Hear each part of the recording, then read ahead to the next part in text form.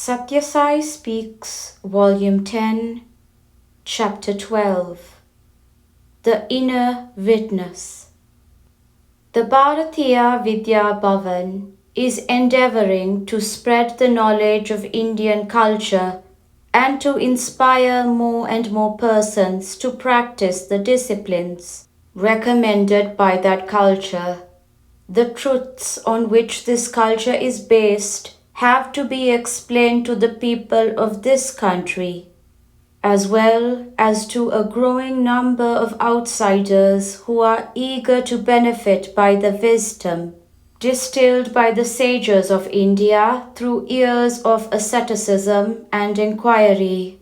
What is needed today is a band of sincere sadhaks, spiritual seekers, who long to experience the bliss promised at the end of the spiritual journey, as well as along the pilgrim road. A band of aspirants who are eager to test the validity of what they are taught to believe on the touchstone of experience. This is the time when the thirst is deepest among the youth, and therefore the fountain of clear knowledge has to be kept in full flow. What is Bharatiya Vidya, the wisdom of India? This building or bhavan is the body, but the spirit within it, the thing for which it has been built, for which it has to be sustained, is the principle propagated and practiced here.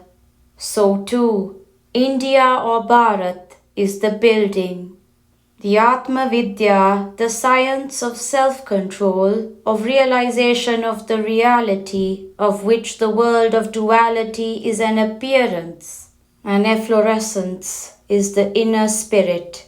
Here you are, providing the seeker the wisdom of Bharat, as revealed to the sages and as experienced by them and expressed by them in books which enshrine their thoughts and their prescriptions. Here you provide also the congenial atmosphere, the satsang, which can nourish and protect the sapling of faith and reverence. Discover the streak of lightning in the blue sky. Love is the seed, courage is the blossom, and peace is the fruit that the sages grew in the garden of their hearts. They toiled for identifying themselves with the truth, not for painting falsehood with the authenticity of truth, and parading as if they accomplished the mission on which they had come to earth. They achieved such success that Bharat was for centuries the preceptor of humanity. But now the preceptor has started taking lessons from the least intelligent of the pupils, and rearing the head in pride when the pupil congratulates him. It is now the responsibility of the Bharatiya Vidya Bhavan and kindred organizations to uphold the validity of Bharatiya Vidya or Atma Vidya, knowledge of all-pervading one reality, in the context of the world crisis, and demonstrate by precept and example the lasting benefits it can confer on the individual and on society. Churn the sacred texts and textbooks on yoga and religion, and collect the nutritious butter for gifting it to the world. The best prescription for living in undiminished ananda, bliss, is to develop genuine sincerity and speak what you think and act what you speak. For 1,000 who speak and praise, perhaps one puts this prescription into daily use. A bunch of horses start from the crease for the race, but only 1 or 2 are acclaimed as winners. The individual is Arjuna, the universal which inspires him is Krishna. Led by the universe, the individual has to oppose the attractions and delusions of the manifested, the Maya, the Prakriti, that is, the Kaurava hordes. The battle depicted in the epics is the inner battle between the temporary and the eternal, the particular and the universal, the sensual and the supersensual, the seen and the seer. The Atma is described as a streak of lightning in the blue cloud. It is a Gita, streak in Telugu. Discover that Gita, then the purpose of Gita study is fulfilled. Fill every moment with constructive activity. The craving is now for the easy life, the smooth life, the life with less and less of physical hardship, but health can come only through a keen appetite and strong limbs, and deep hunger and strenuous work. Make your thoughts nobler and engage in some hard work. The more idle time you have at your disposal, the greater opportunities you have to stray away from thoughts of seva, of sadhana, and of inner truth. Fill every moment with some constructive, beneficial activity, dedicating it to God, the Master who directs the activity, invisibly but inevitably. After reading a few verses of Bhagavad Gita or a few pages of any sacred book, you must spend some time in manana, contemplating on it and concentrating on its meaning.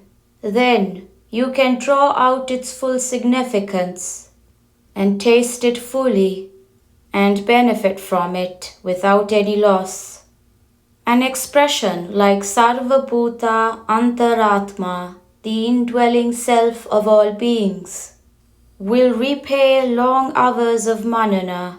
Manana, deep contemplation, will confirm the fact of God being in every being, bird, beast, tree, and when this awareness is established, you will not be tempted to hate or ridicule or envy any other being in creation. For you are He and He is you fundamentally. Until you come to this stage, you are only a partial devotee. Still a long way to go. Since God is in every heart, the inner voice is the signal that dharma, righteousness, gives while approving or disapproving any line of action.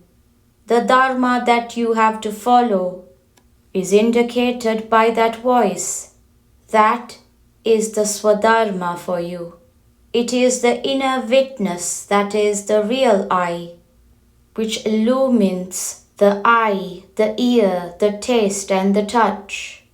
When Sri R. Divakar said that he didn't notice a thing or hear a statement made in his presence, it means that though the sight passed before him and the statement was made in his hearing, he was so engrossed in problems concerning his paper that the mind was not connected with the thing or the statement.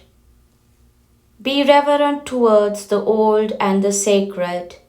The body is the torch which contains the cell, mind, and when the bulb, I, is fixed and the switch, intelligence, is on, then the object is illumined and becomes cognized.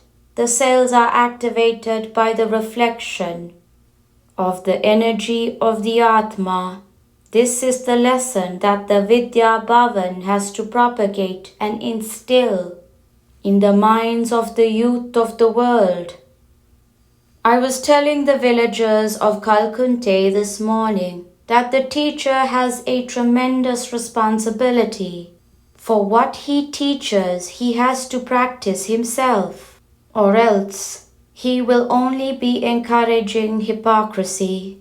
I was inaugurating the building for a high school there, and I told them the story of Ramakrishna, who refused to advise a child not to eat jaggery, until he himself had, after some rigorous days of control, stopped eating that stuff with relish.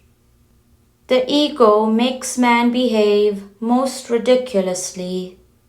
Each one of the workers of the Bhavan must become a perfect picture of the advantages of Bharatiya Vidya, that is to say, he must be tolerant towards all faiths, patient in the face of odds, reverent towards the old, the sacred and the historic, and humble in spite of the urge to display and acclaim one's superiority and excellences.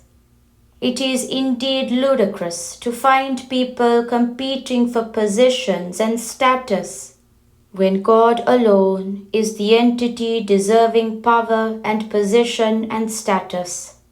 How transient is human status, how flimsy the basis of authority, how tawdry the signs and symbols of power. Truly, the ego plays all sorts of tricks with man, and makes him behave most ridiculously and often most dangerously. Munshi has been doing this great service to the Bharatiya Vidya, making the people respect it, while recognizing it and persuading the youth to value it and follow it. I am sure tomorrow, when Ramakrishna tells him about my being here, he will be overcome by joy.